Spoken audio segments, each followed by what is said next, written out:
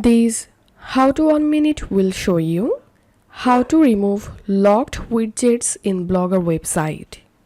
So as you can see, here's a widget, and if I click on this edit icon, and as you can see, the remove option is not showing here because of this widget is a locked widget.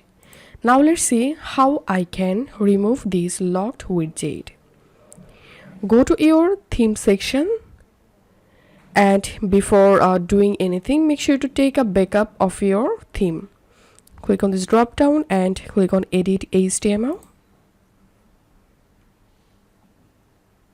Click on this widget icon, and here search for the widget that you want to unlock.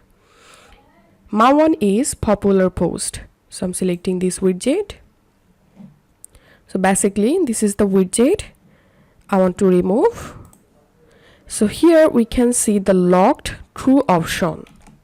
So all you have to need to unlock any widget, you have to give the value false and click on save.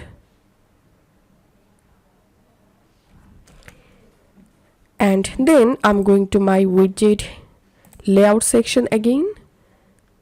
Now I'm going to edit this popular post gadget, and as you can see, the remove option is showing now.